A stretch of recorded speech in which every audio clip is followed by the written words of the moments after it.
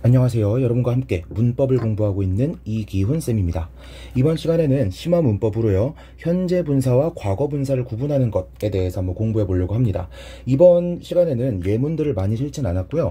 여러분들이 현재 분사와 과거 분사를 구분하기에 앞서서 알고 있어야 되는 문법 사항들, 그걸 매뉴얼화 시키는 걸 목표로 하고 있습니다. 자, 바로 들어가 볼게요.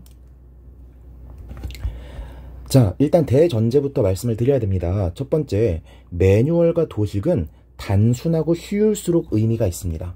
이게 무슨 소리냐면 우리가 문장의 5형식 배우죠. 자, 문장의 5형식으로 모든 문장을 설명 가능한가요? 설명할 수 없습니다. 그래서 5형식이라는 체제 대신에 우리가 어떤 체제를 사용하냐면 7형식이라는 체제를 사용해요. 그런데 7형식 여러분들 많이 들어보셨습니까? 별로 못 들어보셨을 거예요. 왜? 7형식보다 5형식이 더 간단하니까 7형식이 더 설명할 수 있는 게 많음에도 불구하고 아직은 선생님들이 몇 형식을 사용한다? 5형식을 사용한다라는 겁니다. 이와 같이 약간은 모든 것을 설명해주지 못하더라도 더 단순하고 쉬운 도식을 사용하는 거, 매뉴얼을 사용하는 게 우리가 공부하기엔 더 도움이 될 수가 있다는 겁니다. 아시겠죠? 두 번째, 어떻게 매뉴얼을 짜더라도 매뉴얼에 속하지 않는 사례가 존재할 수밖에 없고요. 이러한 사례들은 우리가 실력으로 커버를 할 수밖에 없다는 거 꼭 신경을 쓰셨으면 좋겠습니다. 자, 바로 들어가 볼게요. 자, 일단 ing냐 ed냐, 현재 분사냐 과거 분사냐를 구분할 때는요, 의미적으로도 구분할 수가 있고 구조적으로 구분할 수가 있습니다. 일단 기본적인 게 뭐예요? ing는 우리가 뭐라고 부르죠? 현재 분사라고 부르고요. 능동의 의미 혹은 진행의 의미를 갖는다고 합니다. 동사의 ed 혹은 en이 붙는 꼴은요, 우리가 과거 분사라고 부르고요. 과거 분사란 말보다 그냥 pp라는 말을 더 많이 사용하죠. 이거는 무슨 의미를 갖는다고 해요? 수동 혹은 완료의 의미를 갖는다고 합니다. 근데 여기에서 완료는 일단 무시하도록 할게요. 능동 진행이냐 수동이냐 이 두 가지만 놓고 보는 겁니다. 그렇다면 능동하는 거는 어떤 거죠? 능동적으로 한다? 직접 무언가를 한다라는 의미가 되죠. 그런데 수동은 무슨 뜻이에요? 뭐뭐를 된다라는 의미가 되고 뭐뭐를 당한다는 의미가 되죠. 즉 둘의 의미 자체가 다르다는 겁니다. 그러니까 우리는 어떤 구분을 먼저 공부할 필요가 있어요? 의미적인 구분을 먼저 할 필요가 있는 거예요. 그래서 우리가 문법 문제를 풀 때 ing냐 ed냐를 구분하라는 문제가 딱 나오면 일단 해석상으로 하는 것이라는 의미가 나온다? ing. 당하는 것이라는 의미가 나온다? ed. 이렇게 먼저 원칙을 갖고 가셔야 된다는 겁니다. 오케이. 그런데 우리 의미적으로 구분할 거면 이 강의 안 듣겠죠. 왜? 해석상으로 모든 걸 해결할 수 있고 해석이 아주 빠른 구분을 제공해 준다면 우리는 다른 문법을 공부할 필요가 없을 거니까요. 그렇다면 구조적으로는 어떻게 보면 되느냐? 자, ing는요 일단 능동형이고요. ed는요 수동형이라면서요. 그런데 우리가 수동태에 대해서 배울 때 어떻게 배우죠? 주어가 있고 동사가 있고 목적어가 있으면 동사의 형태를 뭐로 바꾸고 비동사 플러스 pp로 바꾸고 목적어를 맨 앞자리로 보내버리고 주어를 by를 붙여서 문장 끝으로 보내버린다고 배웠죠. 그러면 새롭게 주어 자리를 차지한 이 목적어가 주어가 돼버리는 거고 비동사 플러스 pp가 하나의 동사 취급을 받고요. by 플러스 주어, by 플러스 명사구는 부사 처리가 돼서 이제는 무시한다라고 배웠을 겁니다. 그래서 원래는 3형식이었고 목적어가 있었던 문장이 수동태로 변하게 되면 몇 형식이 되는 거예요? 1형식으로 변하면서 목적어도 없는 문장이 돼버린다고요. 오케이? 그러니까 pp 뒤에는 수동 뒤에는 보통 명사구가 없게 되는 거고요. ing 능동 뒤에는 명사구가 보통 있게 되는 거죠. 오케이? 이 두 가지 구분법을 여러분들이 기본으로 깔고 가셔야 됩니다. 그런데 이것만 가지고 문제를 풀면요 틀려요. 이것만 가지고는 해결이 되지 않습니다. 그래서 우리가 뭐까지 알아야 되느냐? 조금 더 상세한 버전까지 알 필요가 있다라는 거예요. 자, 그럼 일단 의미적으로 한번 구분을 해볼게요. 자, 의미적으로는 어떻게 구분한다 그랬죠? ing는 하는 이란 의미라 그랬고 ed는 당하는 이란 의미라고 했습니다. 근데 우리가 구분 기준을 가지고 있어야 될 거 아니야. 누가 하는 건지 누가 당하는 건지 그 누구의 기준을 잡아야겠죠. 그 누구의 기준이 뭐다? 의미상 주어다. 의미상 주어라는 건 뭐예요? 실제 주어는 아니더라도 해석상 주어의 역할을 하는 거, 이것들이 전부 다 의미상 주어가 되는 겁니다. 자, 그렇다면 의미상 주어를 찾기에 앞서서 이러한 분사가 사용되는 위치를 먼저 한번 나눠보자고요. 이렇게요. 자, 첫 번째 수식어로 사용되는 경우입니다. 수식어로 사용된다는 건 무슨 뜻이에요? 분사가 형용사적 용법으로 사용되고 있다라는 거고, 형용사적 용법이라고 하는 건 무슨 뜻이에요? 명사를 수식하고 있다는 뜻이죠. 예를 들어서 명사가 이렇게 나와 있어. 그러면 앞에 ing나 ed가 나올 수 있고요. 혹은 뒤에 ing나 ed가 나올 수가 있겠죠. 그러면 이러한 경우에 ing나 ed, 이 분사의 의미상 주어는 누구이냐? 자기가 수식을 하고 있는 이 명사가 의미상 주어가 되는 겁니다. 오케이? 그러니까 문법적으로 좀 틀리더라도 우리는 어떤 식으로 변형해 볼 수 있는 거예요? 얘를 주어로 놓고 이 앞뒤에 나올 수 있는 분사를 뒤에 한번 써보는 겁니다. 이런 식으로요. 그렇게 했을 때 더 적절한 해석을 갖는 녀석을 정답으로 고르시면 되는 거예요. 오케이? 그래서 수식을 받는 이 명사를 조금 고급진 말로 피수식어다 라고 부를 수가 있겠고요. 피수식어가 분사를 한다라는 의미가 된다? ing. 피수식어가 분사 당한다는 의미가 된다? ed. 이런 식으로 고르시면 되겠습니다. 자, 그렇다면 수식어 말고 서술어처럼 사용되는 경우가 있어요. 대표적으로 분사 구문과 비동사 뒷자리에 나오는 ing, ed를 말할 거예요. 만약에 ing가 온다, 이건 진행형이 될 거고요. 혹은 ed가 온다, 그러면 수동태가 될 겁니다. 우리가 일반적으로 알고 있는 문법 규칙 안에서는요. 제가 이렇게 말한 건 무슨 뜻이겠어요? 이따가 살짝 바뀔 예정이라는 겁니다. 아무튼 자, 그리고 하나 더 제가 밑밥을 깔 건데요. 여기서 말하는 분사 구문은요, 제가 다른 강의에서는 분사 구문의 종류가 굉장히 다양하다고 말씀을 드렸습니다. 여기서 한번 개괄적으로 말해 볼까요? 분사 구문은요, 크게 세 가지예요. 첫 번째, 우리가 일반적으로 배우는 부사절의 축약일 가능성이 있고요. 두 번째, 관계사절의 축약일 가능성이 있고요. 세 번째, 등위절의 축약일 가능성이 있습니다. 그런데 제가 지금 말하고 있는 분사 구문은 부사절의 축약만을 다룰 거고요. 문법 문제에서 물어볼 때는 이 부사절의 축약의 경우에서만 물어볼 거예요. 애지간하면. 아시겠죠? 제가 지금 이 뒤에 걸 몰라서 안 가르쳐 드리는 게 아니라 학교에서 혹은 출제기관에서 상식적으로 문제를 낼 때 이 두 가지 경우에 해당하는 문제는 내지 않을 거라고요. 보통은 부사절의 축약만 문제를 낼 거니까 전 여기에만 초점을 맞출 겁니다. 다시, 제가 지금 말하고 있는 건 뭐의 축약이다? 부사절의 축약이다. 자, 이런 분사 구문에서 이 분사의 의미상 주어가 되는 건 무엇이냐? 주절의 주어가 됩니다. 우리 분사 구문 만드는 규칙 전부 다 배우셨죠? 어떤 식으로 배웠죠? 자, 종속 접속사가 있고 주어, 동사가 있습니다. 그리고 주절에 주어, 동사가 있어요. 그럼 규칙이 뭐였습니까? 첫 번째, 접속사는 생략 가능하다. 두 번째, 종속절의 주어와 주절의 주어가 어떠하면? 같으면 종속절의 주어는 생략 가능하다. 마지막 세 번째, 동사는 그냥 ing를 붙여버린다. 근데 ing를 붙였더니 만약에 원래 있던 동사가 비동사였어. 그럼 뭐로 바뀌죠? 빙으로 바뀌죠. 만약에 빙일 경우에는 그냥 생략이 가능하다. 이렇게 규칙을 배우셨을 겁니다. 그쵸? 그렇다 보니까 분사 구문의 의미상 주어는, 생략되어 있는 의미상 주어는 뭐일 수밖에 없다. 주절의 주어와 같을 수밖에 없다라는 겁니다. 이해되셨죠? 어렵지 않으시죠? 자, 그렇다면 비동사 다음에 ing 오는 거, 비동사 다음에 ed 오는 건 어떻게 구분하냐? 간단하죠? 그냥 주어가 의미상의 주어가 되는 겁니다. 어렵지 않죠? 자, 그렇다면 이러한 구분들 전부 다 짜증나, 나 해석 가지고 문제 풀기 싫어 하시는 분들은 구조적으로 문제를 푸셔야 될 텐데, 그렇다면 이 버전을 보셔야 됩니다. 한번 볼게요. 자, 어떤 식으로 구분을 하는 거냐면, 기본적인 틀은 아까와 비슷합니다. 뒤에 명사구가 존재하느냐 존재하지 않느냐로 먼저 나눌 거예요. 그런데 뒤에서 조금 더 몇 가지 규칙을 더 따져볼 겁니다. 자, 일단 ing인지 ed인지 모르는 이 친구, 밑줄 그어진 이 친구 뒤에 명사구, 즉 목적어가 나왔어. 그렇다면 일단 뭐는 아닌 거예요? 자동사에 ed나 ing를 붙인 꼴은 아니겠죠. 반드시 뭐일 겁니까? 타동사일 수밖에 없을 겁니다. 그런데 타동사는 종류가 여러 가지가 있어요. 우리가 문장의 5형식 배우죠? 한번 써볼까요? 1, 2, 3, 4, 5형식. 모든 문장에는 주어와 동사가 있고요. 이 동사 뒤에 무엇이 오느냐에 따라서 문장의 형식이 갈리게 될 겁니다.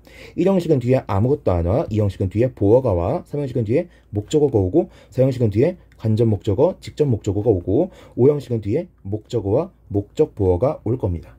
그쵸? 자, 그렇다면 우리가 타동사라고 부르는 건 뒤에 목적어가 오는 친구들이잖아요.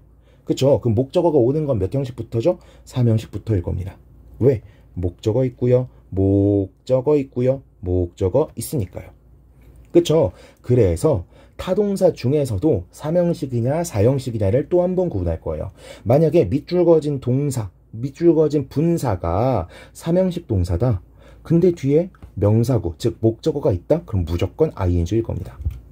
그런데요, 만약에 뒤에 나온 애가요 4형식인데 혹은 가끔은 5형식일 수도 있는, 죄송합니다. 밑줄 그어진 분사가 4형식 혹은 5형식의 ing나 ed를 붙인 꼴인데 뒤에 목적어가 한 개만 나와 있어. 그러면 ed일 가능성이 높겠죠. 왜요? 자, 4형식만 한번 보겠습니다. 주어, 동사, 간접 목적어, 직접 목적어 이렇게 나와 있어요. 일단 얘를 수동태로 만들려고 하면 어떡하죠? 동사는 비동사 플러스 pp로 바꿀 겁니다. 그리고 간접 목적어를 한번 보내볼게요. 그리고 직접 목적어 말고 주어 먼저 보내버리면은 주어에 by를 붙여서 맨 뒤로 보낸다. 똑같이 갈 겁니다. 그렇다면 이 원래 있었던 직접 목적어 어떻게 되죠? 그대로 내려옵니다.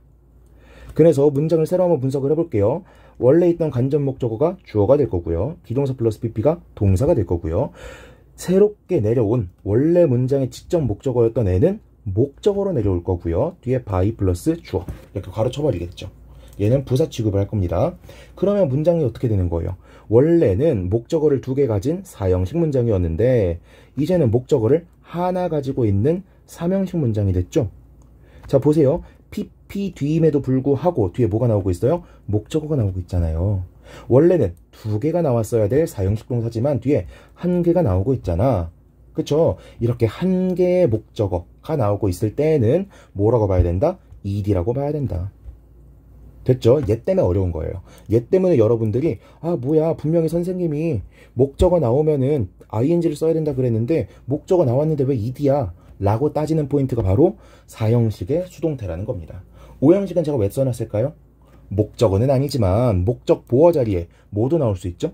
목적어, 목적 보어 자리에 형용사도 나올 수 있지만 명사도 나올 수 있잖아요. 그렇다면 똑같이 5형식의 수동태를 만들 때에도 원래 있던 목적어는 주어 자리로 가겠지만 원래 있었던 명사 보어는 어떻게 되겠어요? 그대로 내려오겠죠. 그렇다면 명사 보어로 그대로 사용이 될 거니까 뒤에 명사구가 하나 있는지 없는지로 구분을 하자고요. 목적어인지 아닌지까지는 구분하지도 말고. 아시겠죠? 자, 넘어가서 만약에 뒤에 이 밑줄 그어진 분사 뒤에 명사구가 없습니다. 그러면은 이 밑줄 그어진 분사가 자동사의 변형일 수도 있고 타동사의 변형일 수도 있겠죠. 그런데 자동사는 기본적으로 ed형으로 쓰일 수가 없어요. 그러니까 ing의 가능성이 높겠다. 타동사면 뒤에 명사구가 없잖아. 명사구가 없으면 안 되는데 그러니까 뭐일 수밖에 없다? ed일 수밖에 없다. 이렇게 구분하시면 되겠습니다. 근데 제가 또 여기에다가 해지를 걸어놨죠. 뭔가 피해가려고 하는 이런 장치를 숨겨놨습니다. 왜 그랬을까요?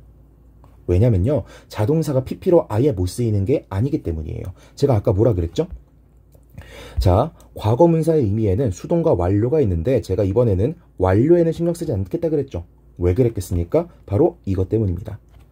완료의 의미를 가지는 과거분사가 존재해요. fall의 pp형으로 fallen이 쓰이는데 fallen leaves, 떨어진 낙엽들이란 의미로 떨어진 나뭇잎들이라는 의미로 fallen이라는 과거분사를 쓰기도 한단 말이죠.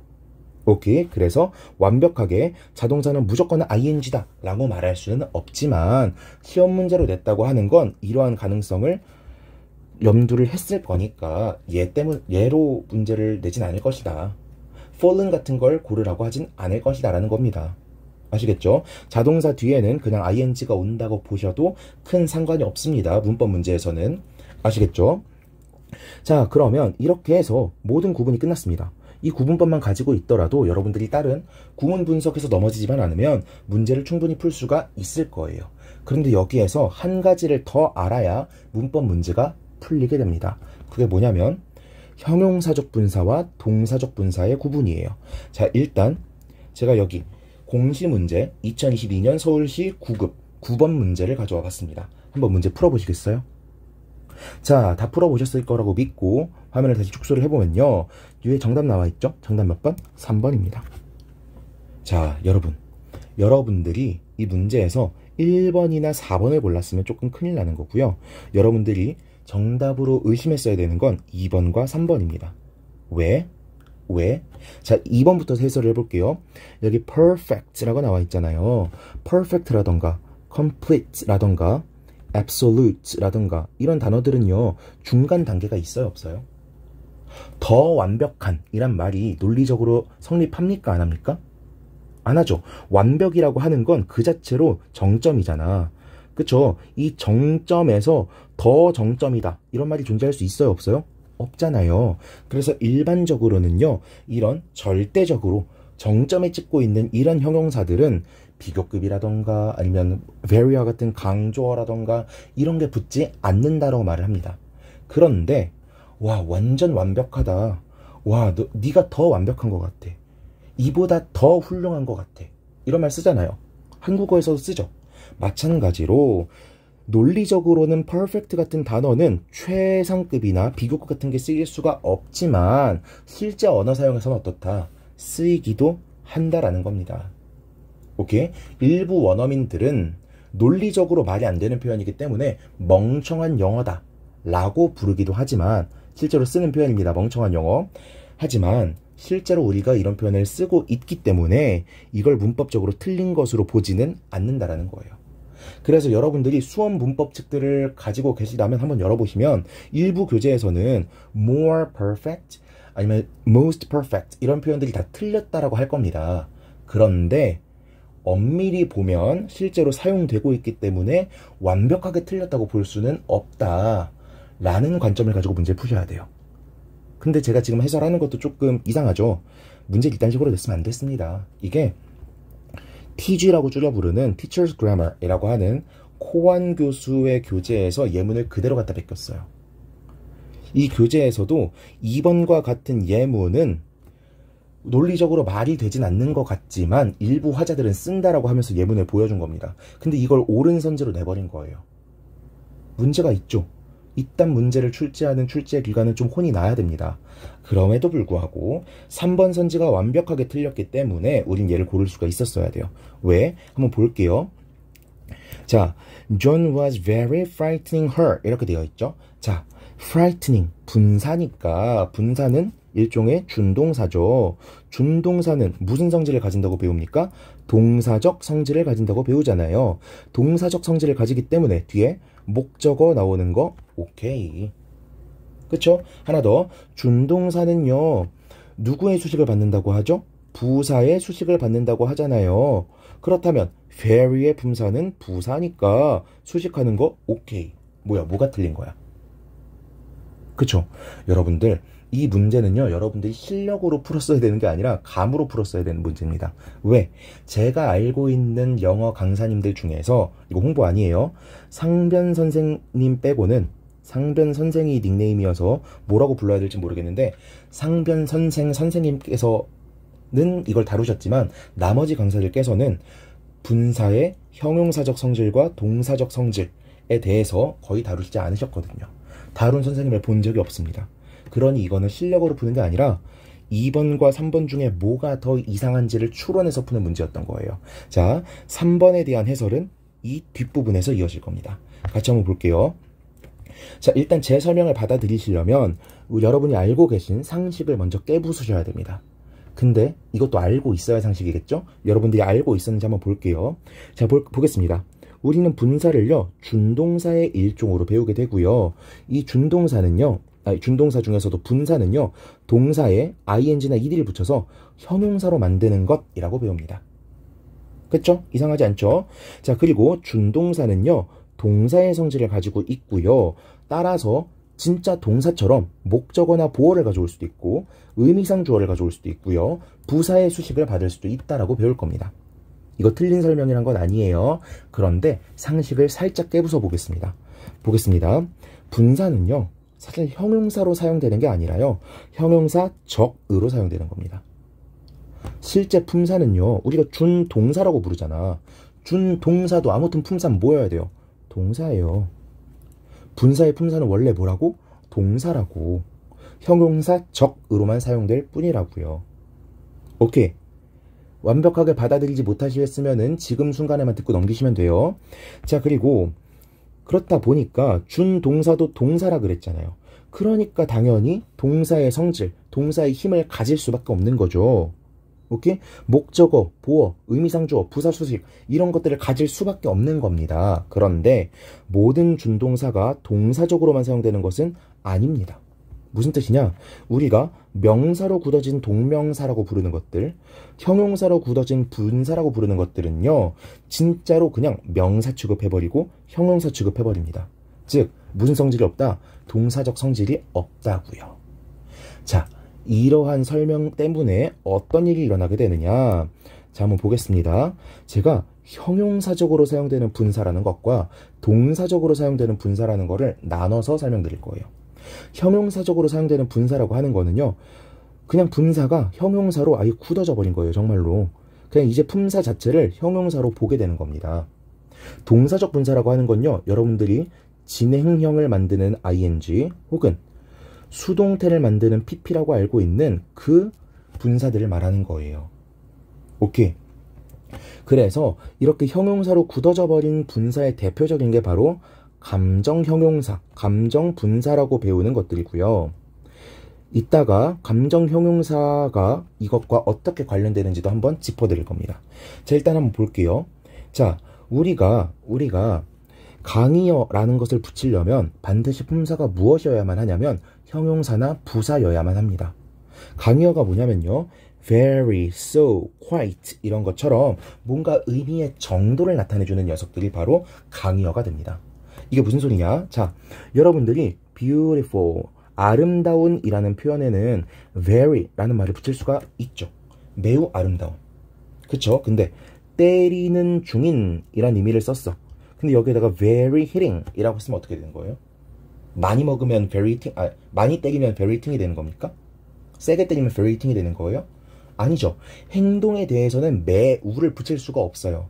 매우 많이 때리는 거고 매우 세게 때리는 거지 매우 때린다는 말이 되지가 않는다고요.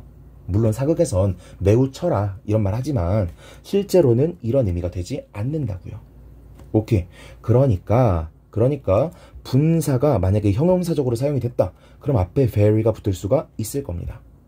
그런데 만약에 동사적으로 hitting처럼 사용이 됐다. 그럼 앞에 very가 붙을 수가 없겠죠. 오케이. 그리고 아까 뭐라 그랬어요? 준동사는 동사의 성질을 가지기 때문에 목적어나 보어를 수반할 수 있다라 그랬죠. 그렇다면 이거 한번 볼까요?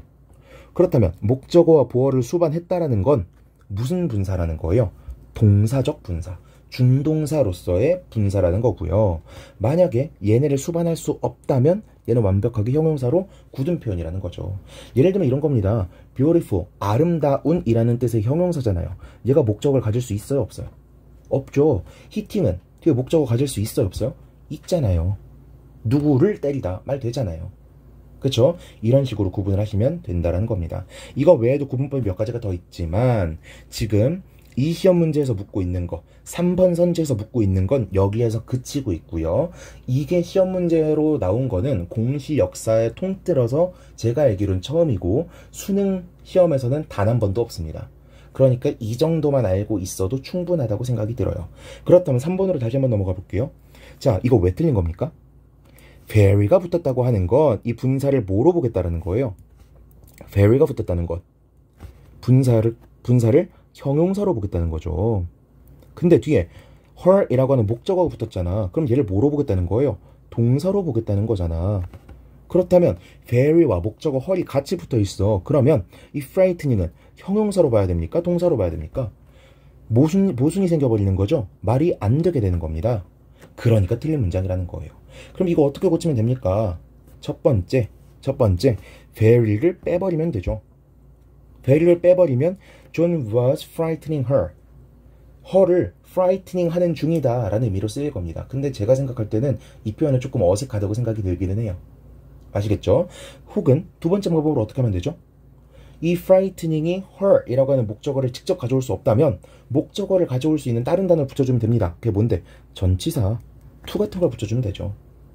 그녀에게는 매우 frightening한 것이었다. 오케이? 이런 식으로 고치면 되는 겁니다.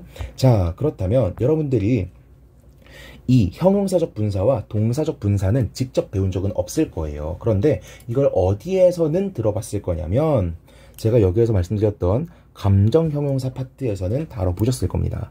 interesting이라던가 boring이라던가. 자, 볼게요. interest라고 하는 동사에 ing 붙인 거죠. bore이라고 하는 동사에 ing 붙인 거잖아요. 그런데 이런 감정을 나타내는 동사들은요, 거의 항상 뭐냐면 타동사예요. 그러면 타동사에 ing를 붙였다라는 건 동사적 성질을 그대로 가져가니까 뒤에 뭐가 나와야 된다는 거야? 목적어가 와야 된다라는 거예요. 여러분들이 배웠던 분사는 동사적 성질을 갖는다 라고 하는 규칙에 따르면 반드시 목적어가 와야 되는 겁니다. 그런데 실제로 he is interesting 쓰잖아요. 그쵸? 뒤에 목적어 안 쓰고 he is interesting 이런 말 쓴단 말이야. 왜 그런 거예요? 감정 형용사 대부분은요, 동사적 분사가 아니라 무슨 분사이기 때문에? 형용사적 분사이기 때문에 애초에 목적어를 가져올 수가 없는 겁니다. 그래서 interesting이나 boring 같은 경우에는 뒤에 목적어를 써주지 않아도 되는 거예요. 무슨 분사로 사용됐기 때문에? 형용사적 분사로 사용되었기 때문에. 이해되셨습니까? 그럼 예시를 한번 볼까요? 자, 이 예시는 전부 다 어디서 긁고 왔냐면 의사소통을 위한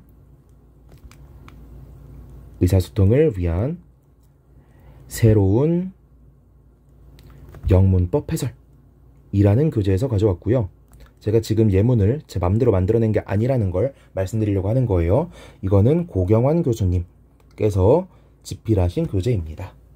자, 형용사적 분사와 동사적 분사 한번 보니까 This film is terrifying 이라고 하면은 그냥 형용사로 사용이 되는 건데 뒤에 목적어를 붙여버리니까 갑자기 동사적 분사가 되어버렸다. 여기도 아무것도 없으니까 형용사적 분사인데 목적어를 붙였더니 전부 다 동사적 분사가 되었다. 근데 마지막으로 제가 강의어 intensifier를 붙일 수 있느냐 없느냐로도 형용사적 분사와 동사적 분사를 구분할 수 있다 그랬죠. very가 붙으면 형용사적 분사, very가 붙을 수 없으면 동사적 분사. 대신에 여긴 뭐가 왔다? 목적어가 왔다. 이런 식으로 구분하시는 거라고요. 여기서 볼 수 있는 것처럼 보니까 감정 형용사라고 배우는 녀석들이 목적어를 아예 못 가져오는 건 아니죠. 목적어를 가져올 수는 있는데 안 가져와도 된다고요. 무슨 분사로 사용되니까? 형용사적 분사로도 사용이 되니까. 이해되셨죠? 자, 이렇게 해서 이번 강의는 여기서 마치도록 하겠습니다. 여러분들이 여기까지는 아마 자료만 보시더라도 다 따라올 수가 있는 쉬운 내용이었을 텐데 여기는 설명을 들어도 아리까리한 내용이 좀 섞여 있었을 겁니다. 그럼에도 불구하고 여러분들이 이 강의를 통해서 들어본 감이라도 키우신다면 이 친구는 어느 정도는 대비가 되지 않을까. 무엇보다 제가 짚어드리긴 했지만 설마 이딴 문제를 또 내는 출제 기간이 또 있을까 라는 생각을 하면서 이번 강의 여기서 마치도록 하겠습니다. 질문이 있으시다면 댓글로 남겨주시거나 제가 영상 소개란에 남겨두는 오픈 채팅을 통해 들어오셔서 질문을 주시면 되겠고요. 만약 강의가 만족스러우셨다면 좋아요와 구독 눌러주시면 감사드리겠습니다. 이번 강의 여기서 마치도록 하겠습니다. 수고하셨습니다.